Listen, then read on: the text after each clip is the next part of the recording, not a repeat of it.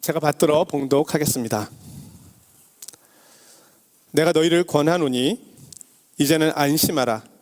너희 중 아무도 생명에는 아무런 손상이 없겠고 오직 배뿐이리라.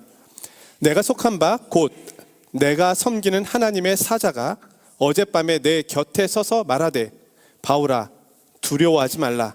내가 가이사 앞에 서야 하겠고 또 하나님께서 너와 함께 항해하는 자를 다 내게 주셨다 하였으니 그러므로 여러분이여 안심하라.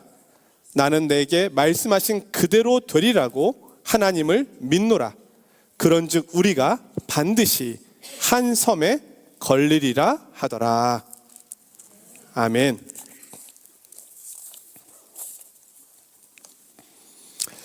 요즘 루브르 박물관 뉴스가 많이 나오는데요. 루브르 박물관에 가면 약 가로 7m, 세로 5m 크기의 메두사호의 뗏목이라는 그림을 볼 수 있습니다. 1816년 7월 프랑스 식민지 세네갈로 항해했던 배 메두사호가 암초에 부딪혀 난파되었습니다.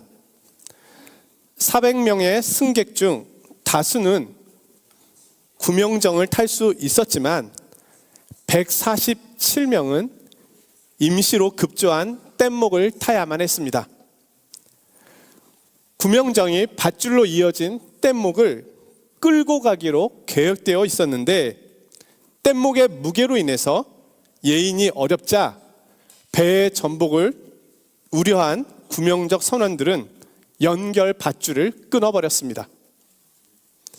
이에 뗏목에 남은 사람들은 13일 동안 표류하면서 수십 명은 해류에 휩쓸려 죽고 식량이 부족하게 되자 피로 물든 싸움이 그 안에서 벌어졌고요.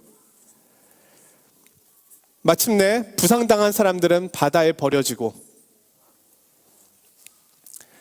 범선에 발견되어 구조될 때 그 뗏목에는 15명의 사람만이 있었다고 합니다. 그중 5명마저도 건강 악화로 수일 내에 죽었습니다. 사건 진상 조사를 했는데 구명정에는 사람들이 더 탈 수 있는 공간들이 많이 있었지만 식민지 흑인들과는 같이 탈 수 없다 하여 거부하였다고 하는 사실이 밝혀졌습니다.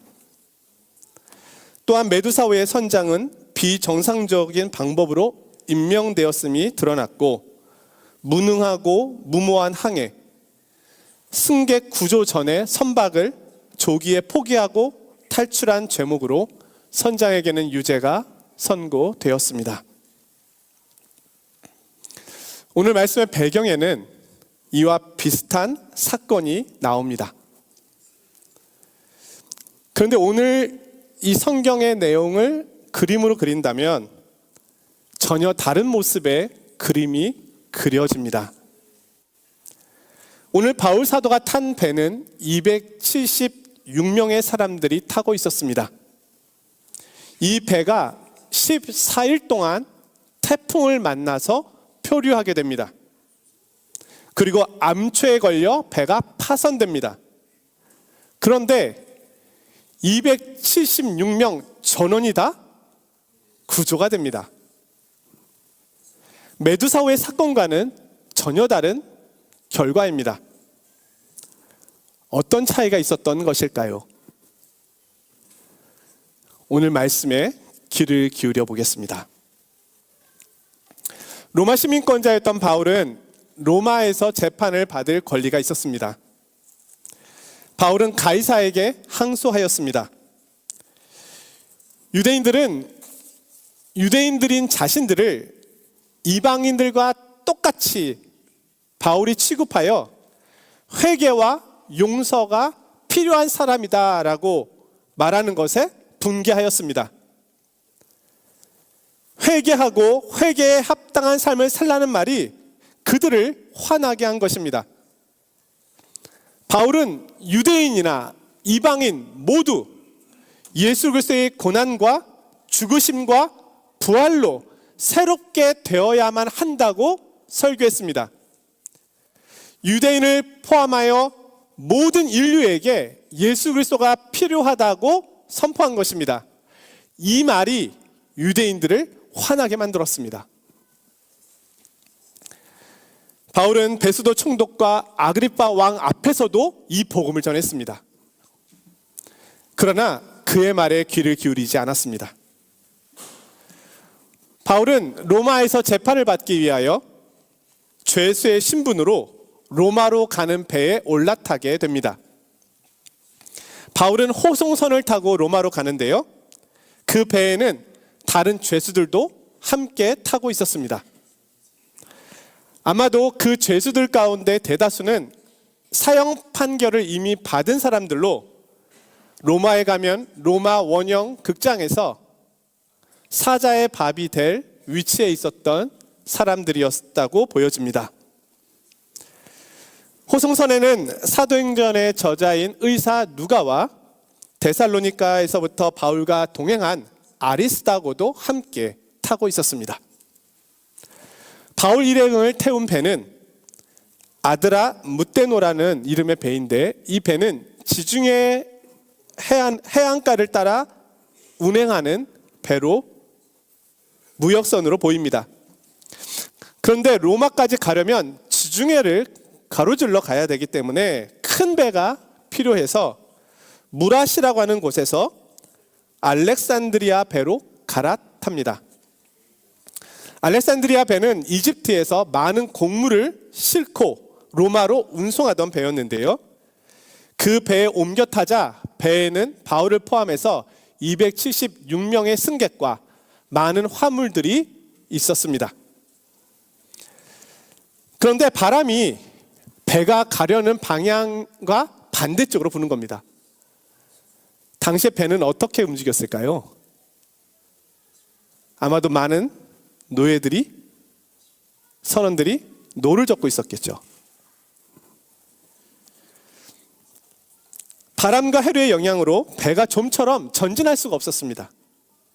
그러다가 미양이라고 하는 곳에 도착했는데, 이곳이 겨울을 나기에는 너무 그 많은 인원이 보내기에는 협소해서 다시 65km 떨어져 있는 베닉스라고 하는 그레데 항구로 이동하게 됩니다. 사건은 여기서 시작합니다. 그곳으로 이동하는 중에 유라굴로라고 하는 지중해에 강하게 부는 태풍을 만난 것입니다. 이 태풍이 얼마나 거셌던지 사람이 통제할 수 없는 상황에까지 나아가게 되었고, 배는 태풍에 끌려 이리저리 흔들리기 시작했습니다. 배에는 물이 들어왔고요, 위아래로도 흔들렸고요. 배 안에 타 있었던 선원들과 사람들은 배가 암초에 걸릴 것을 염려하여 배 안에 있었던 많은 물건들을 다 내버렸습니다. 그럼에도 불구하고 태풍은 나아질 기미가 보이지 않았습니다. 해도 별도 보이지 않는 긴 밤이 오랫동안 계속되었습니다.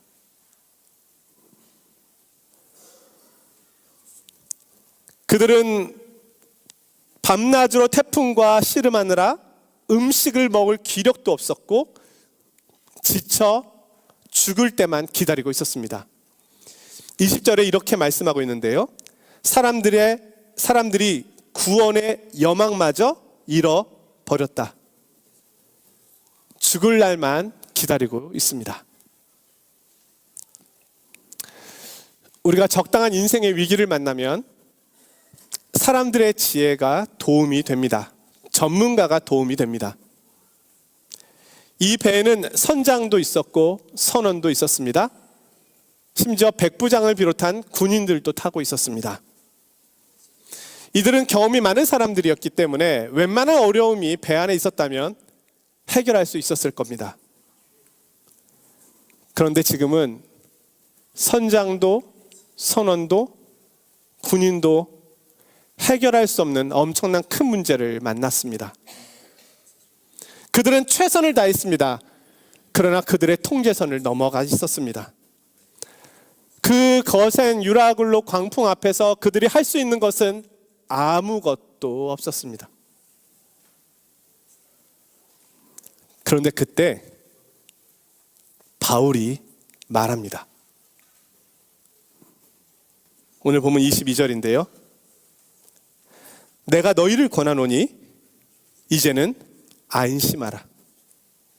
너희 중 아무도 생명에는 아무런 손상이 없겠고 오직 배뿐이리라.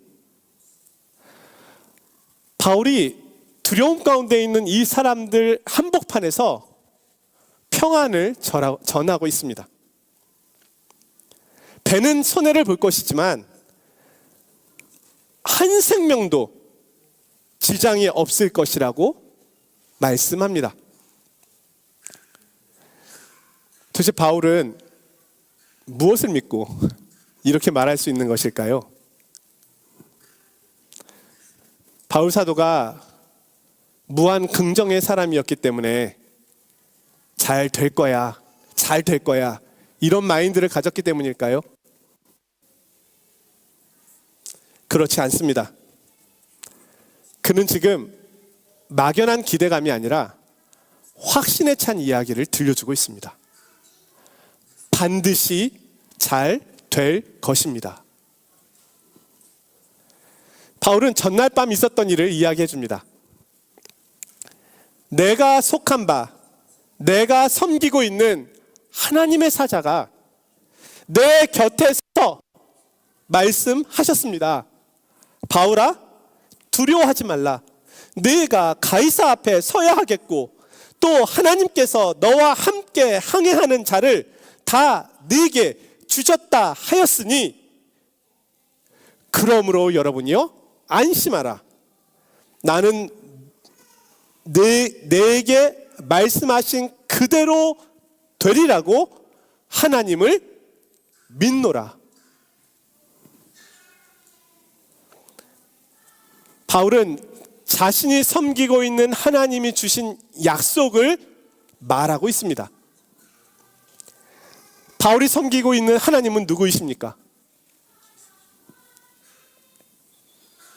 그분은 우리의 생명과 우리의 인생의 주관자가 되시고 하늘과 땅의 주인이 되십니다.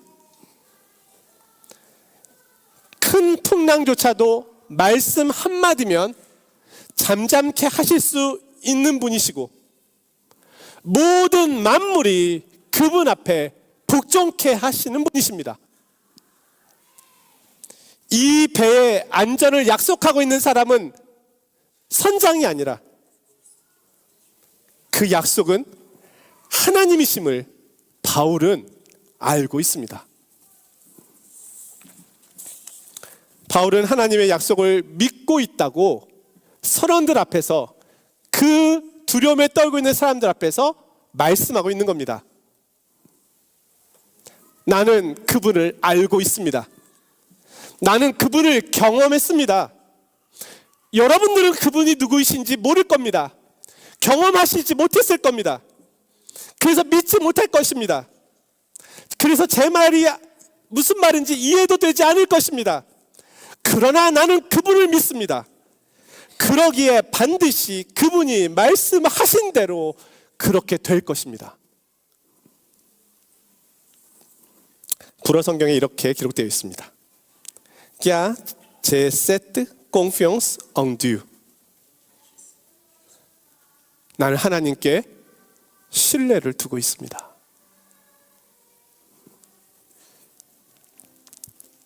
사랑하는 성도 여러분,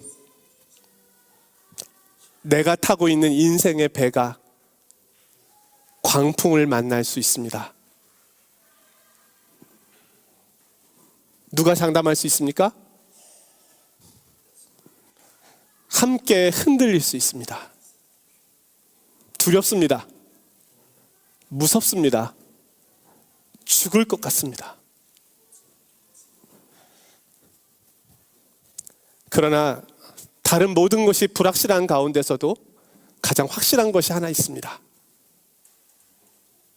내 인생과 내 생명의 주권자는 하나님이십니다. 하나님께서는 모든 것을 알고 계십니다. 보고 계십니다. 뿐만 아니라 나와 함께하고 계십니다. 오늘 하나님은 나를 돕고 계십니다. 세상과 나, 성도의 차이는 이것입니다. 나는 내가 섬기는 하나님이 나와 함께하고 계시다는 것을 알고 믿고 있는 사람입니다. 그렇다면 바울의 이 말이 허풍인지 정말로 성취가 될까요? 그 내용을 보려 합니다. 지금 바울과 일행이 탄 배는 유라굴로 광풍을 만나 넓은 바다를 떠다니고 있습니다. 우리는 이런 기대를 할런지도 모릅니다. 선원들과 바울이 피곤에 지쳐서 깊이 잠들어 있는 어느 시간에 갑자기 하나님께서 배를 들어서 붕 띄워서 섬에다가 딱 갖다 놓으시고 얘들아 일어나! 하고 눈을 떠보니 우리가 섬에 도착해 있었더라. 사람들이 하나님 행하신 이 일을 보고 하나님 만세 기적입니다 라고 고백하였더라 를 기대할지 모릅니다. 이 정도 되어야 하나님의 기적이지라고 생각할지 모릅니다. 그러나 오늘 성경은 그런 기적을 보여주지 않습니다. 그리고 인생의 그런 경우는 거의 없습니다. 하나님께서는 자연과 환경과 사람을 통해서 자신의 약속을 이루어 가십니다. 인간의 최선을 통하여 하나님의 뜻을 이루어 가십니다.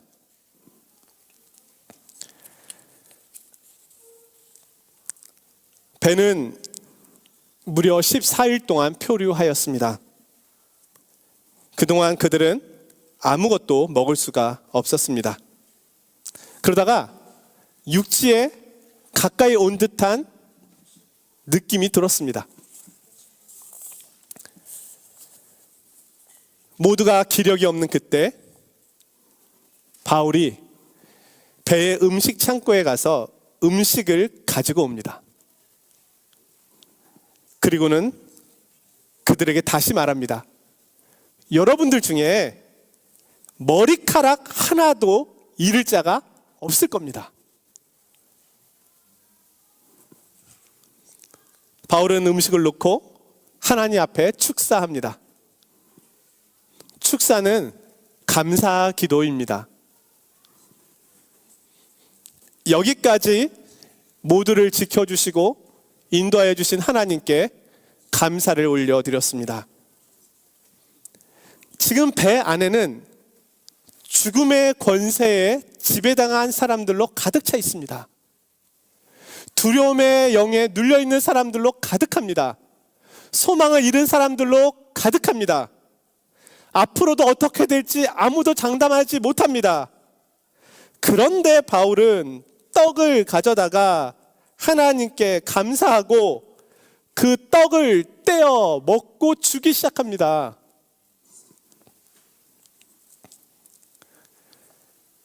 절망하던 사람들이 바울의 말을 듣고 힘을 내기 시작하였습니다. 그들도 떡을 받아서 먹기 시작했습니다. 바울이 속해 있는 그 공동체가 교회는 아니지만 선상 공동체라고 할 수 있겠죠.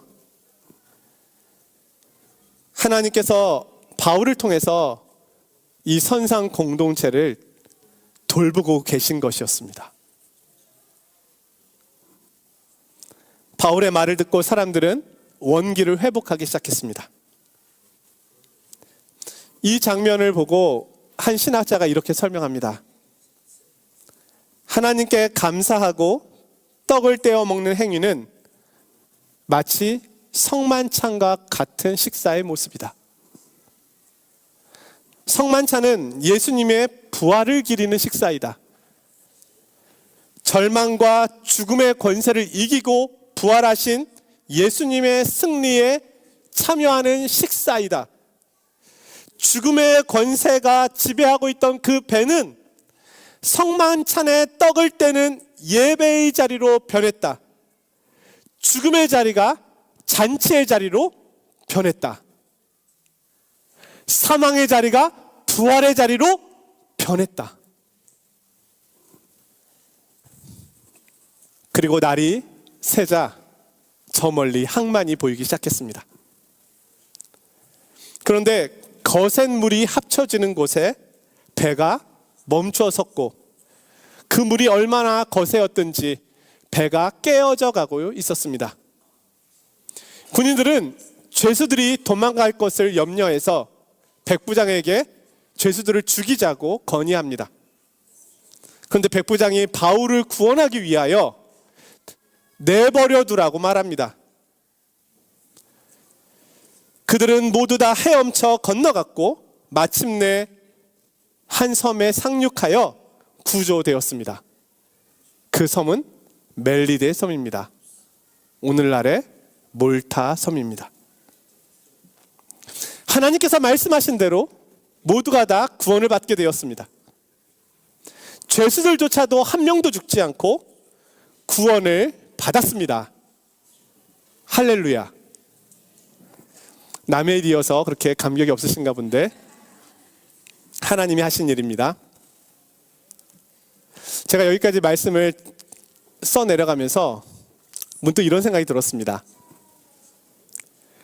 아니, 죄수들 중 다수는 로마 원형 경기장에 가면 사자의 밥이 될지도 모르는데 차라리 물에서 죽는 게 나았던 거 아닐까? 하나님께서 그들을 왜 살려주셨지? 그런데 다시 생각이 떠올랐습니다. 그들 중 다수는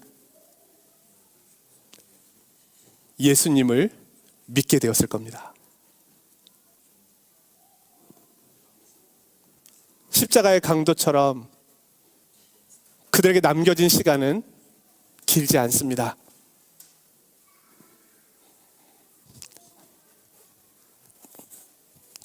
그들의 남은 시간은 어떤 면에서 더 고통스러울 수도 있습니다.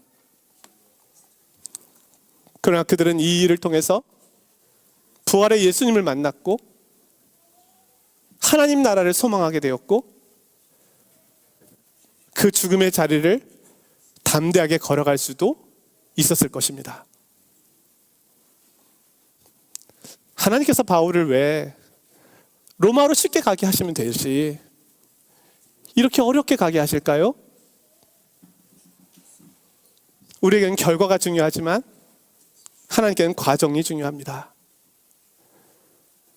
하나님께는 바울도 중요했지만 바울과 함께 가고 있는 275명의 사람들도 중요했습니다. 그들에게도 부활의 주님을 하나님은 소개하기를 원하셨습니다.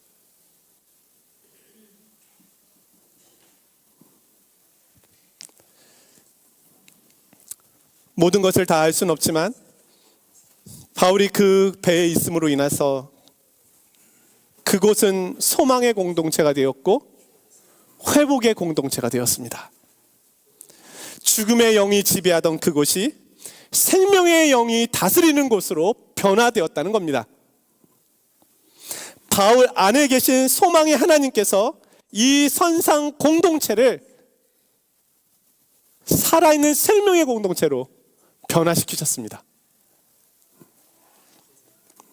사랑하는 성도 여러분, 저는 오늘 말씀에서 크게 두 가지 교훈을 정리해 보았습니다. 하나는 나를 향한 하나님의 위로의 말씀입니다. 이 세상은 언제 난파될지 모르는 배가 항해하고 있는 모습입니다. 메두사호의 뗏목을 떠올리게 합니다. 인간의 폭력과 어리석음, 살기 위한 전쟁의 현장을 보고 있습니다. 이 배가 언제 난파되어도 이상스럽지 않을 정도입니다. 그 앞에서 우리가 할 수 있는 것은 아무것도 없습니다. 이 불안전한 때에 유라굴로 광풍마저 불어오고 있습니다. 죽을까 봐 두렵습니다. 그런데 내가 섬기는 주님께서 내 곁에 서서 말씀하십니다. 왜 하늘에서 말씀 안 하시고 내 곁에 서서 말씀하실까요?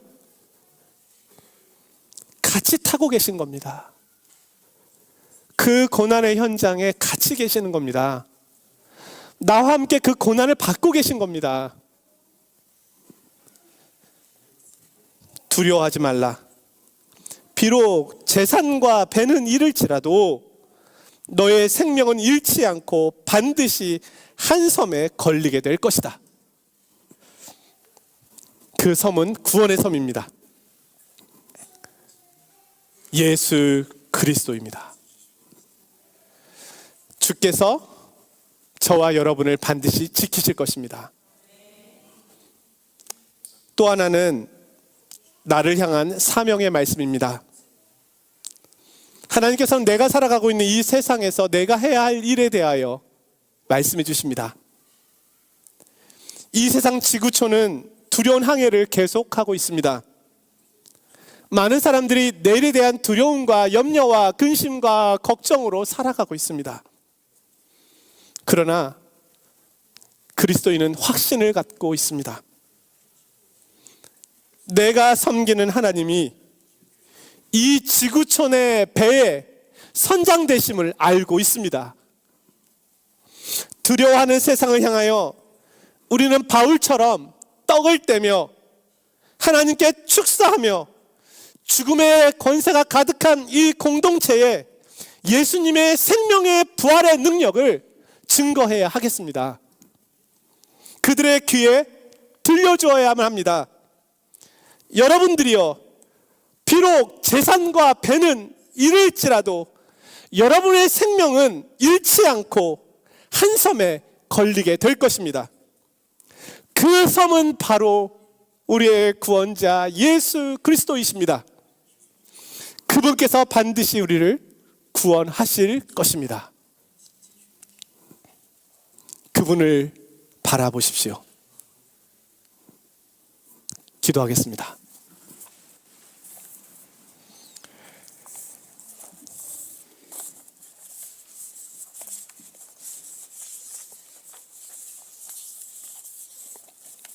거룩하신 하나님,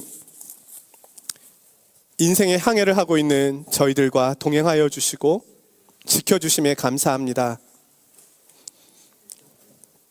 이 거대한 세상의 풍랑 앞에서 하나님의 약속을 기억하며 생명의 소망의 증인으로 살아가게 하옵소서. 예수님의 이름으로 기도드리옵나이다. 아멘.